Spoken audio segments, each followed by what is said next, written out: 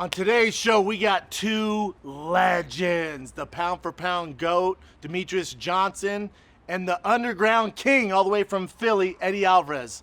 And they're ONE Championship fighters. And I'm feeding them tacos on today's Food Truck Diaries. Calm down before you stress up the groove. The energy a little different when the blessings accrue. Hey, who you talking to? Just know I ain't no regular fool. Could be anything in the world, but I can never be you.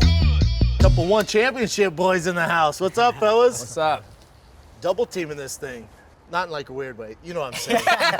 Usually, not in like a weird way. Not like a weird way. But I was excited. Did you ever have two? No. Two guys? No, we did one with Teofimo, the boxer, and his dad wasn't planned. He came in and kind of took the thing over. Okay. And I think he has his own food truck show now. He literally came in and just took it was the first time that somebody's like really took in the fucking show. And I was like, do your thing, man. Yeah. But yeah, you fellas are active, huh? Trying to, well, I mean. You know what I'm saying? Kind of like 2019 or 2020, especially 2019. 2020 is tough for everyone as far as fighting goes. Yeah, absolutely. You know, the UFC was kind of the only organization who powered through it. Yep. Figured out a way to do it on Fight Island, which I was proud of them for. I could be honest. You know, especially as a content creator and talking about fighting. Oh yeah, absolutely. It's great for me. But you know, so I think 2020 is tough for everyone. So now you got this huge card coming up April 7th, TNT.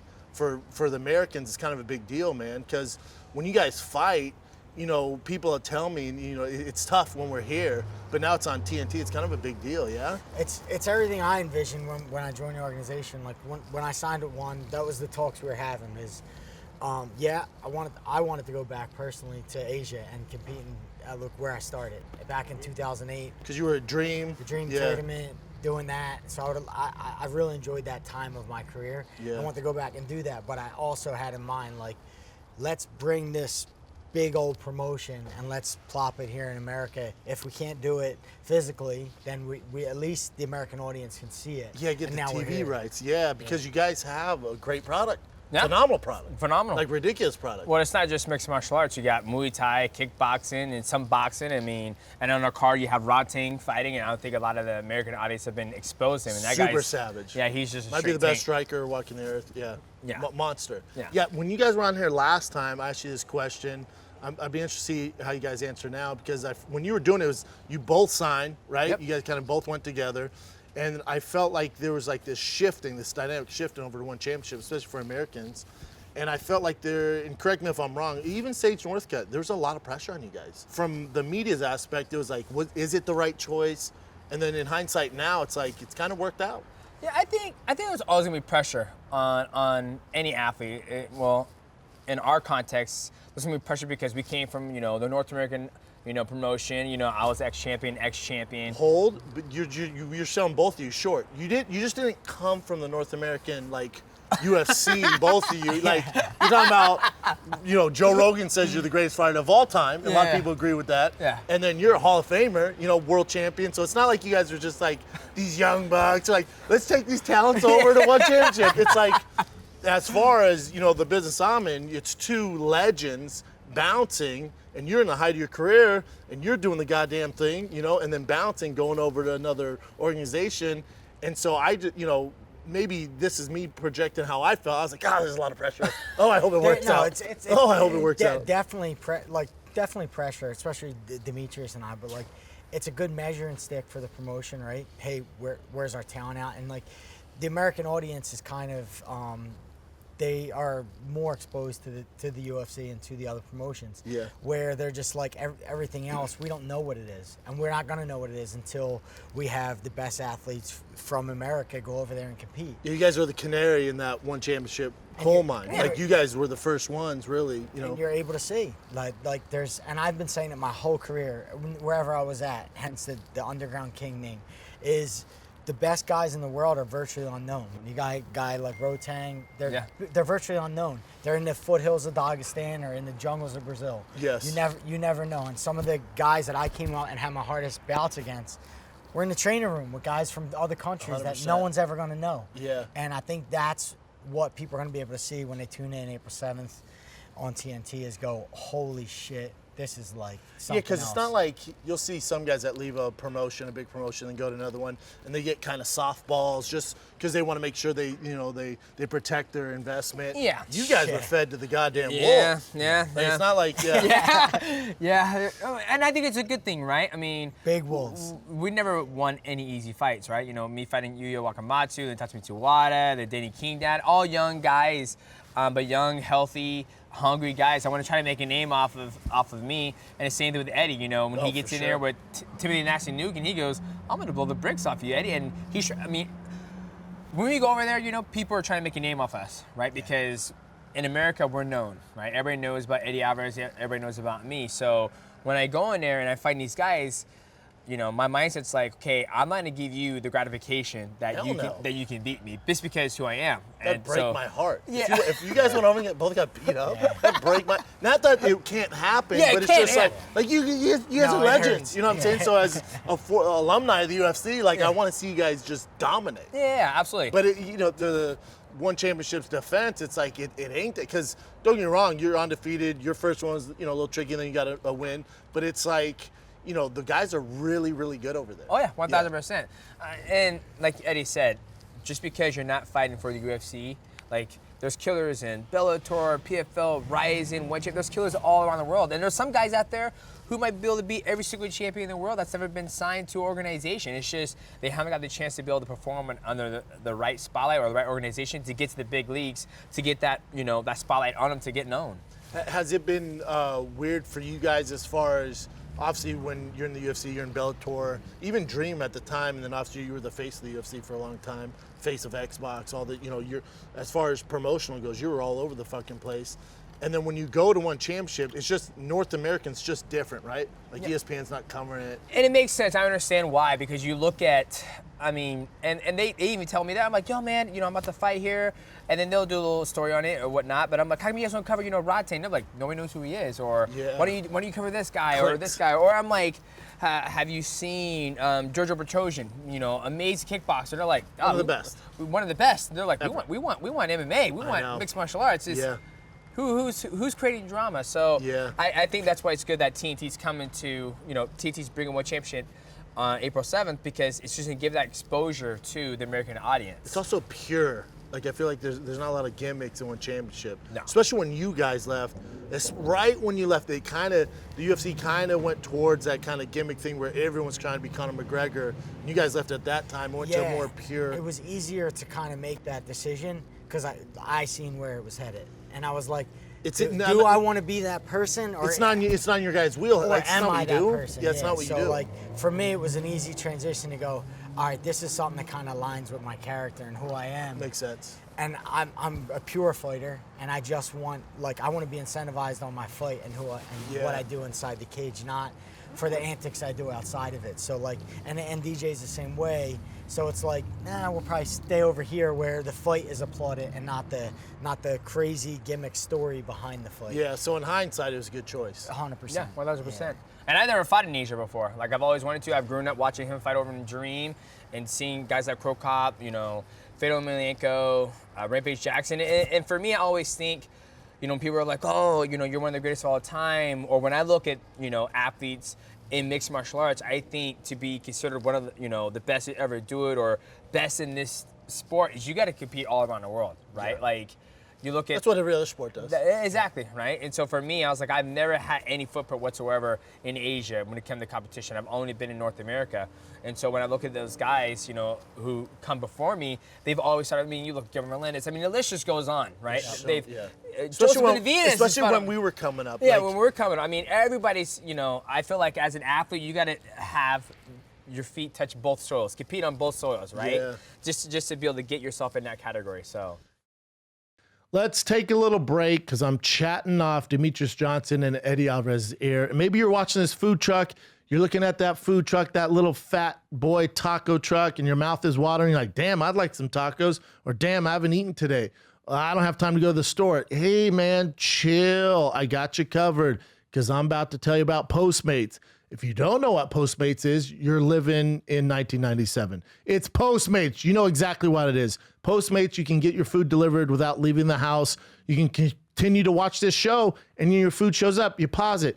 You get some tacos. You eat tacos when I eat tacos. How about that? Postmates will figure all that out for you, all right? We got you covered. It's delivered within an hour, man. Postmates also offers a pickup option, which I've been using to order takeout from my favorite local restaurants like the sushi place by the crib. It's so important that we support and uplift our communities right now, and what a better way to do it by ordering food from local restaurants. Also, Postmates just doesn't deliver tacos and sushi. You can pick up small stuff from like Walgreens, 7-Eleven. Postmates will drop it off right outside your front door. All you gotta do is download the Postmates app on your Android or iPhone and find your favorites and get anything you want delivered within an hour. So, Food Truck Diary listeners and watchers, Postmates is giving you guys $5 off your first 5 orders with your first 7 days, all right? To save $5 off your first 5 deliveries, download the app, use the code FOODTRUCK. That's code FOODTRUCK for $5 off your first 5 orders when you download the Postmates app or sign up online. Anything you need,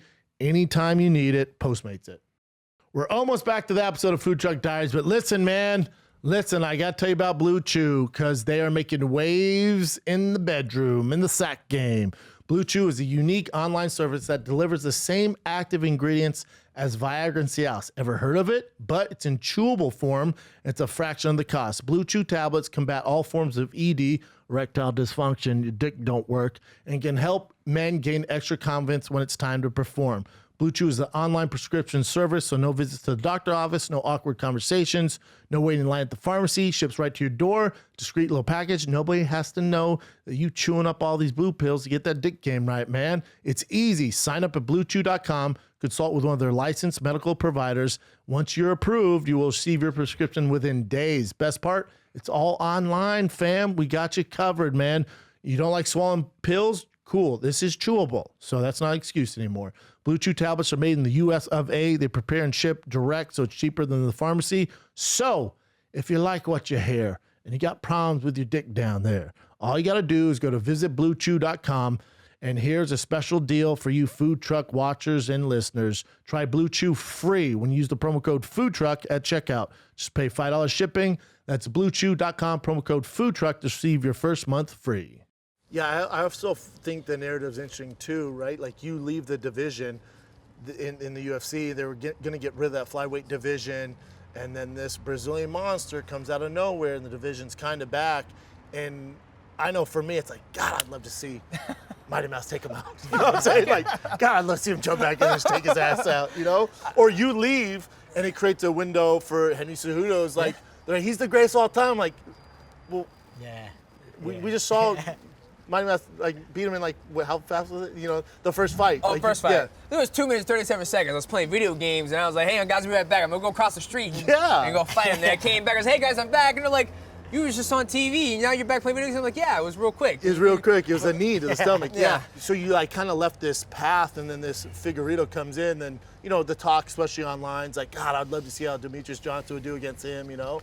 Yeah, I mean, did you see any of that, or you guys not pay attention to that? I mean, I don't pay attention, but I've seen him. He's a great athlete, big for the 125. Savage, he right? can fight at 135 too. Has a lot of power. Great grappler too. The last fight between him and Brandon Moreno was phenomenal. One of the best fights of the year. And I think. I would love to see Henry Cejudo get back in there, and because I think, me too. There's different levels. There's levels to this game, right? And Henry Cejudo, he's a competitor, right? And I mean, obviously, I've shared, the cage with him on 2 occasions, and he has the gamemanship to be able to go out there and figure it out. Right? I mean, there's gold, great gold athletes. Medal on the Olympic. Yeah, I mean, there's athletes to the game, and there's great fighters, and then there's a different level where it's like, okay, this is what you do well. Yeah. Okay, I'm not gonna give you the I'm not gonna put you where you're strong at. To where I believe Figueiredo, he has the elements of the power. He can grapple. He has good conditioning. But he goes about his fights different. He uses a lot of his power. He relies on the power. He's not smooth and moving and popping. He's literally he's walking forward. Where it's like there's takedown. There's takedown. I mean, I can just break down analysis like that, where I feel like Henry Cejudo can have that mindset when he fights him. Yeah, and I think looking at that super fight, if that were to ever happen, it's like, man, there'd be some trouble for him against a guy like you. A flat-footed guy. But I think he was perfect for the division. I don't mean to make it about the UFC. I just think that division's so interesting with Figueiredo now because no one, when you were fighting, the division was great, and then you leave and they were going to get rid of it. Yeah. And then Figueiredo comes, he's knocking dudes out, and it's exactly what they needed. Yeah, and I think that's what they need. I mean, You look at he's knocking dudes out. I'm submitting people, throwing people in the air, catch them in the arm bar and all that stuff, finishing people. So we're both finishing people. It's all gonna be down to is it, you know, the casual fan to catch on, right? Because the hardcore fans are gonna watch the fight. They're gonna figure a way to get it, whether it's you know going behind the scenes or it's always about are they gonna generate enough pay-per-view buys in order to justify it, right? Correct. Because it wasn't like when I was there, I was going to decisions, like I was finishing Yeah, my, I was starching people, right? And so it's the same thing, and he's just doing it in a different fashion. Yeah, it's gaining traction. Have you fought in Asia before, especially in Dream? Yeah. To me, those were the heydays. I'd say the golden years. But then, Pride and dude, Dream. Yeah. like, that's a dream, man. No pun intended. But then, you know, with you, have you seen differences between your previous employer and like just the way it's ran, like as far as production goes? Because one thing I noticed when I watch ONE Championship, like the production's different. It's really high quality. I'm not saying UFC's low quality, but it's just different. It has if that makes sense. It has culture to it. So like even back in Dream, and they do the same thing with the drums, the war drums, and they announce people. The guys come out like the old school Pride days, and they announce it. Honestly, like for someone like me who's like been a fan of I'm a fan of the sport before I'm a fighter. Like I get chills standing there and I'm competing in it. Yeah. You know what I mean? Just hearing the war drums, the guys coming out like they used to do in the Fedor Emelianenko days, and you know, Kevin Randall, all of them who used to compete over there in Pride. Man. It's chilling, and for the American fan, especially the hardcore who knows that side, who knows Pride, and it goes back that long. They love it. It's gonna be like nostalgic for them. They're gonna be man. like, holy shit, it's back. It's all back again. Yeah. Asia's back again, and everybody's been waiting for Asia to come back the way it was back in the Pride days, and it's back. I'll tell you what, man, a fun signing would be if my boy Alistair Overeem just got cut from the UFC. Saw that. You get him on that freaking ONE Championship acai. You get that. I believe it was horse meat. He told horse meat. Whatever you want to give him, you know what I'm saying? But you get Uberim back, dude. We going Sizzler ONE Championship. You know what I'm saying? The one who eats 11 times a Dude, day. freak. 11 Fucking times freak. a day. Well, speaking of eating, man, I didn't fly you guys all the way out here and not feed you. It is a food truck show.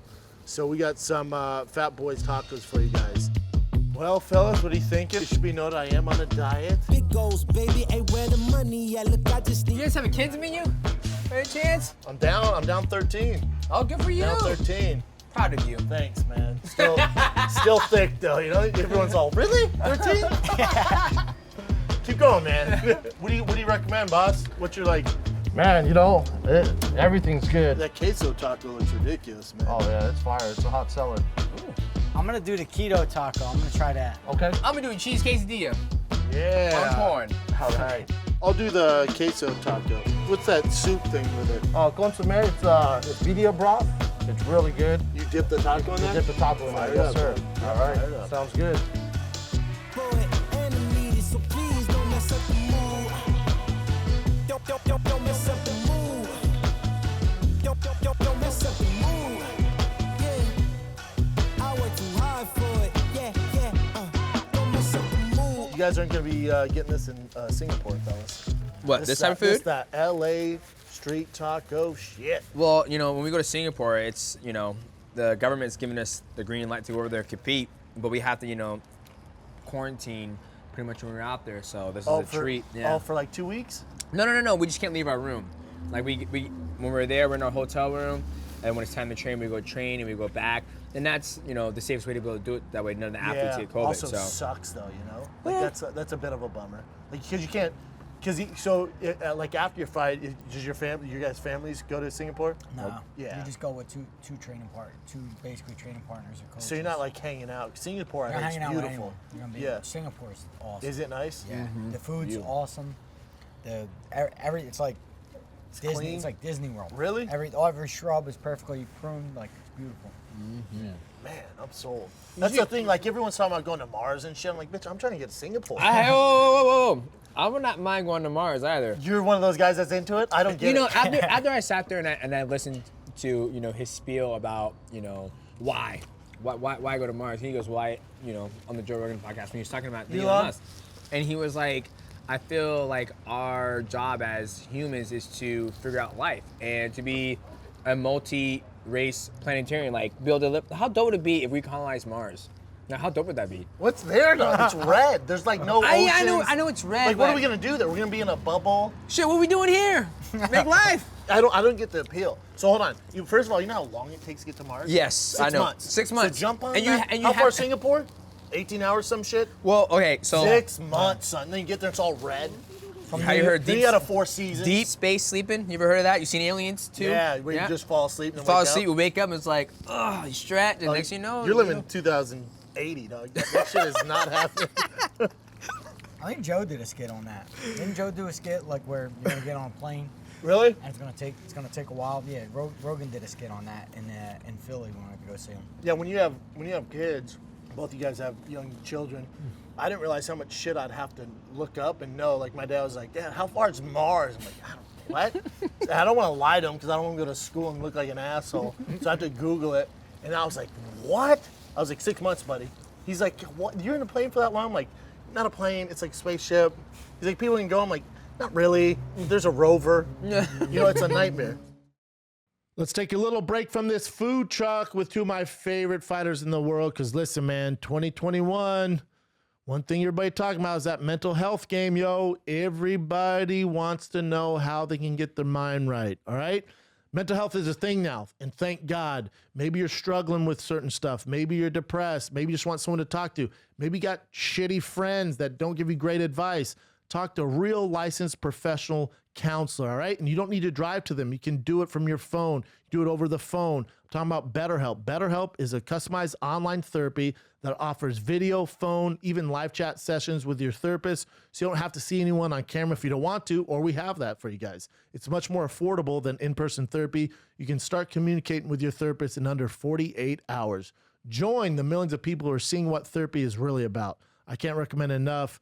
I've dealt with a lot of this stuff, and they've really helped me out, man. BetterHelp is such an asset. So try it out, man. See if it's for you, because you are your greatest asset. This Food Truck Diary is sponsored by BetterHelp, and Food Truck Diary listeners and watchers get 10% off their first month at betterhelp.com/foodtruck. That's betterhelp.com/foodtruck. How has the dynamics been with the family and signing ONE Championship and stuff like that? Because it's different, right? Because the fight time's different, the travel time's different. Jamie comes with me. My kids usually stay back, depending on like where we're at. We went to Manila last time, and I never been there. So like, if we never visited a place or never been there, we usually keep the kids back. You can't have the kids there. Yeah. Otherwise, we need to check it out first. Yeah, it's a nightmare. Yeah. So, but usually me and Jamie will go. We'll stay a couple extra days, kind of check it out. We did that with Singapore. And That's that was cool, really man. cool. Had a couple of drinks there after the fight and chilled out. That sounds fun. But yeah, because you never know when you're going back there. You know what I mean? COVID happened. We weren't able to fight for a year and a half, and you don't know when you're getting back to these cool countries that you're never going to see again. Yeah, it'll happen, dude.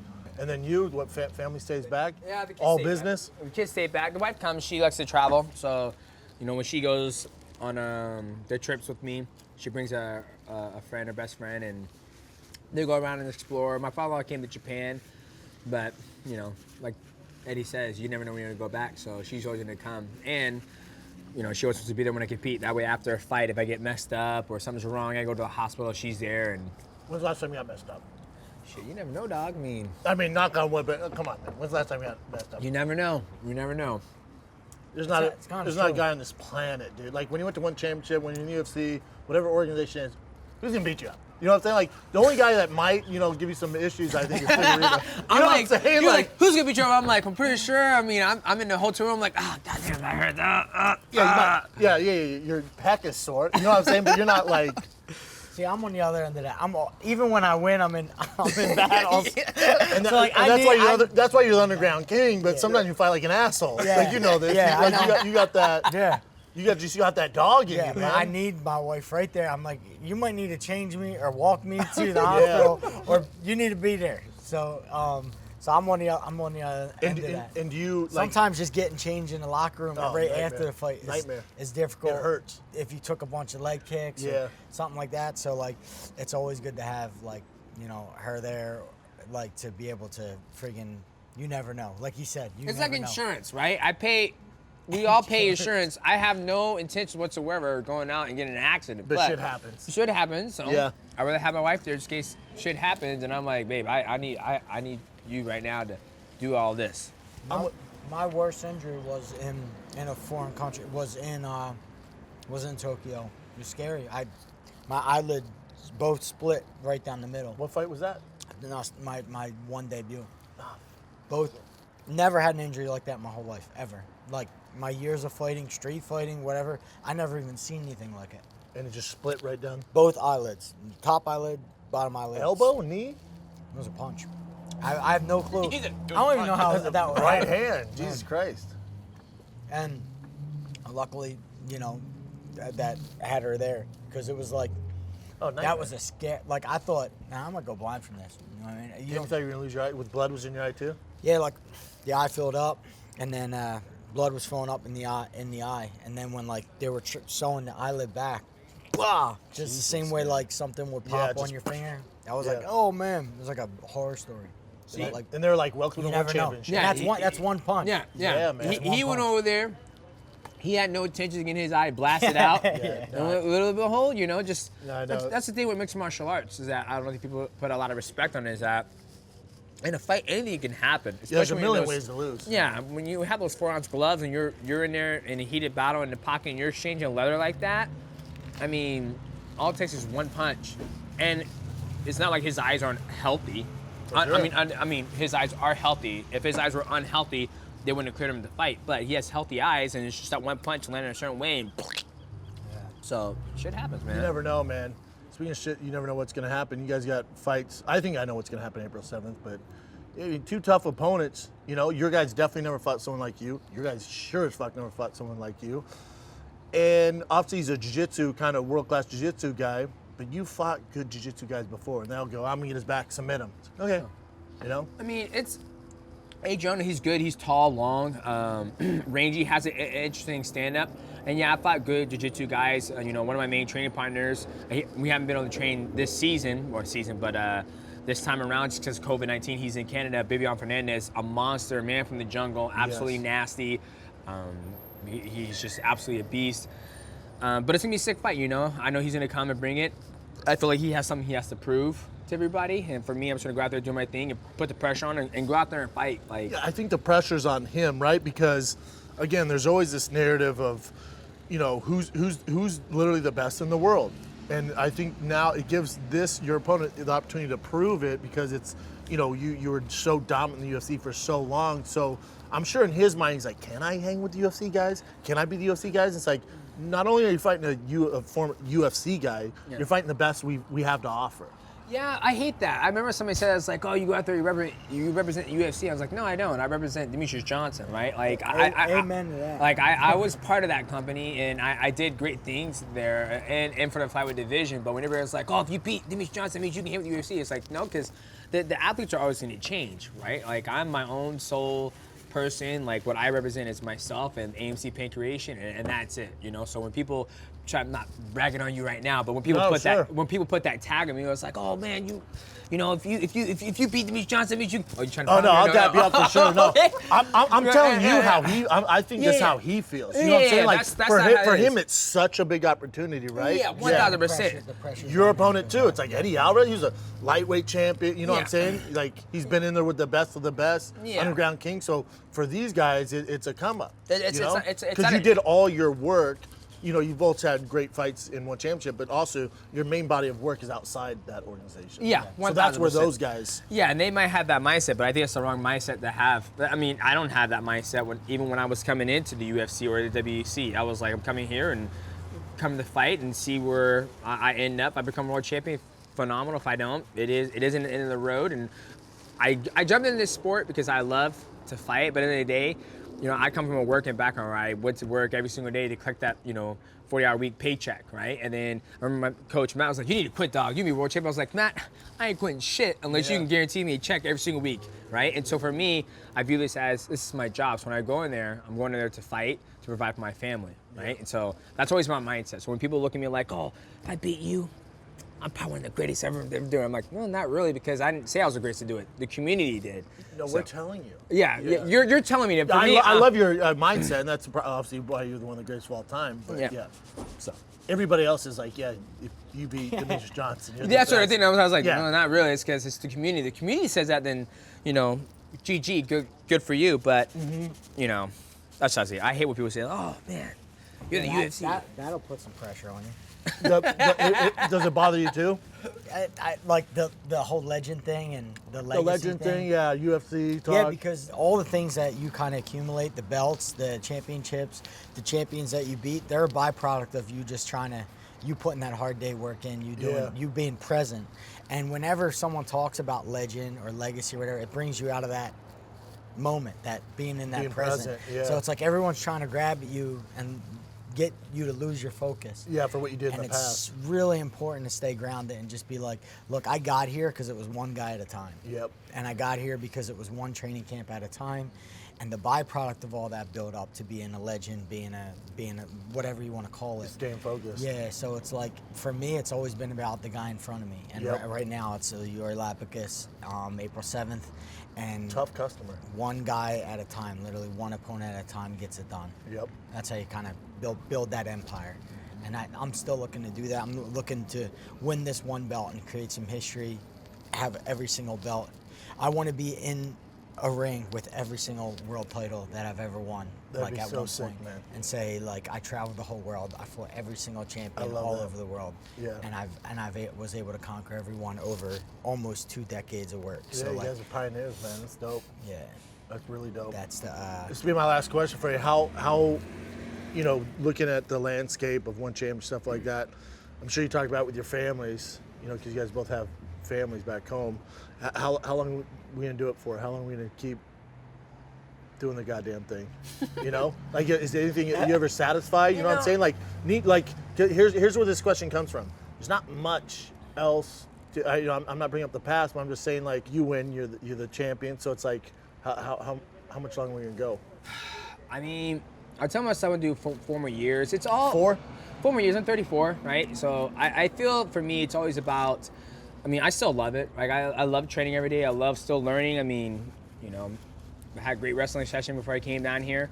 So I always give myself 4 years. Like I don't want to, you know, be 38, 39 years old still doing it. And for me, it's always about like the financial goal. Once I hit my financial goal, you know, I think once I hit the financial goal, I'll be like, okay, I'm done. I walked away. I'm good enough for it, right? Because. And you've sat down and figured that out, or is this just I've have you sat down like a business manager? I've sat down good, as a thank God. businessman and thought it out, and I've also sat down as an athlete. Like, you know, when the COVID-19 hit, and I was just at home chilling, and I thought myself, and I was like, man, I'm having fun with my wife and kids, and you know, living a citizen life where it's like, hey kids, hey, breakfast is ready, go out to school, right? And I'm like, man, if I never fought again, would I be okay mentally? Because you hear a lot of athletes, like when they finally retire, they're like, I just need to get one more in there, babe. I just. Well, they're lost. Would you be at peace with yourself? Yeah. Yeah, I would probably be at peace with myself if I had everything, my ducks in a line, where I was like, okay, I'm good. Like, you know, because there's going to be a point in time where, you know, how many more fights do I have to keep on doing to keep on, like, you're still the best, you're still the best, to chase. Like, I don't want to be the person to keep chasing that title or whatever. Yeah. I just want to, like, when I'm done, I'm like, you know, go home, my training partners, my teammates, like, hey guys, like, I'm done. Like, I'm ready to help you guys reach your goals, and, you know, I appreciate everything you guys done for me. So maybe 4 or 5 years, we'll see. We'll see what happens. Well, I was asking with you know, if I get to a certain financial point, because I've had guys on, not this show, other shows, are like, yeah, man, if I just hit this point, and I'm like, oh, how much? Like, if I just get 100 million. I'm like, So you're saying you're never But quitting. Bubba, do you know how hard it is to get 100 million in the bank? Yeah. Because you got to pay taxes. So you know how much money, so you're going to be fighting for the rest of your life. Yeah. And even then, yeah. So that's why I asked that, yeah. Yeah, I mean, once you get, you know, some investment properties, and you set yourself up, right? So that way you don't have to worry about, you know, worrying about going to get a job again. That's you don't have to do anything you don't want to do. That's the point. Exactly, yeah. Eddie, land on you, brother. I'm just trying to wait to get 100 million. I'm waiting on that $100 million, bro. What if he's like, no, seriously, man. Yeah, I'm fucking serious, bro. I talked to my coach the other day. He says I can do it. I'm like, well, that's all we have for today. No, so I've always fought kind of. I felt like Demetrious, like I fought to provide for my family because I had to, and a couple years back, I kind of got to a point where I'm like, I don't need to fight anymore. I have investments outside. I do really well outside of fighting. I'm aware. You're a smart dude. It was then I realized like this is in me because I could not fight, and I'm doing this purely from my own will. So it's not so much about a dollar amount of when I'll be at peace with myself to say whatever. So like It's just you love the game. I've fought so long in my life. Even the thought of not fighting is like kind of a little bit difficult to think about. Yeah. I've retired in my career in 2 decades probably a dozen times and never stuck to it. So like it was never a plan to have a fight career in the first place because there wasn't really anything in 2003. Especially when you were fighting. Yeah. So to start making plans now would be a little difficult. I know that like when I retire, I'm not gonna put my gloves in a cage or do anything like that. I'm gonna have a cup of coffee with my wife and I'm just gonna be like, I'm That's done. it, babe. I'm done. Amazing. Yeah, and that's then we're great. gonna cheers and be like, that was fucking awesome. And that's gonna be my retirement. I love it, man. I don't wanna.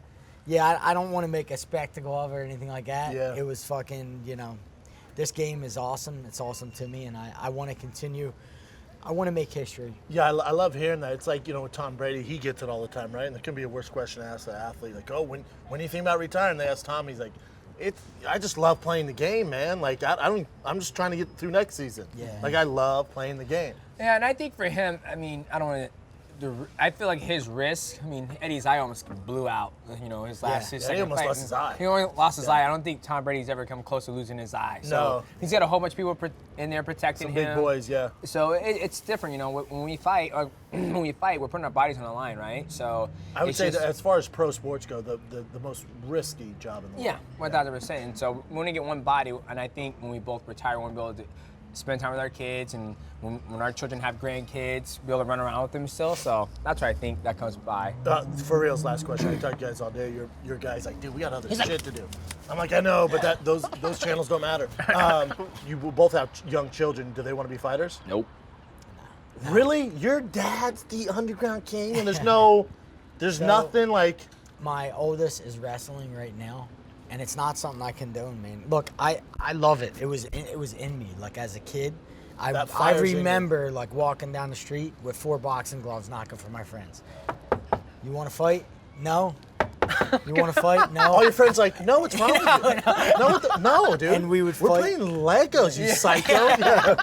But like it was competitive. It was fun. It got like, it was in me. So like I knew that I was gonna fight. You were born a fighter. Yeah. But also your kids are growing up different than Eddie Alvarez did. As My a kid. kids Like, are privileged. correct. Like I always tell my girl, I'm like, UFC fighters don't sleep in the sheets like Yeah. kids do. Like it just, But- it doesn't work like that. But the thing is like my kids rest. They understand everything. I take them down to North Philly. I take Sure. them down to Kensington, and I say they understand it all completely.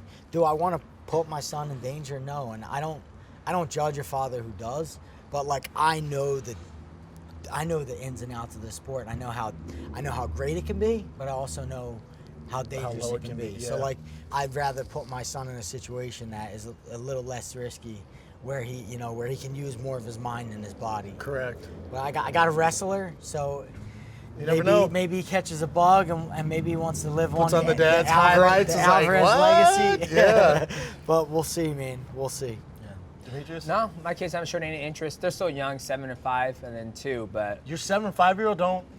no. Really? I got a problem. My 7-year-old, he likes to ride dirt bikes, and That's cool. he's always been in like Monster Jam, like just motorsports. Yeah, that's cool. And then my middle one, if I did have one that was gonna fight, it'll probably be my middle one, because he's shown interest. Like, he got some boxing gloves for Christmas, not from me, from one of my family members, and he got one of those, bags that go back and forth, and he'll hit it, but then after that he'll put it down. So I don't want them to fight. I want them to, do whatever they want to do, but like I'm not gonna be like, hey, son, you know who I am, right? Let's get in there, buddy. It's Yeah. in your blood. Yeah. For me, I just want them to chill, be kids. I mean, I didn't start till I was basically high school, and Yeah. so look how I turned out. Yeah, you never know. Yeah. Well, I wish you two the best, man. Thanks, brother. April 7th, right? Yep. TNT, man. TT Live. That's it. Love you guys, man. Thanks for doing this, man. Of course, man. Yeah, appreciate you guys.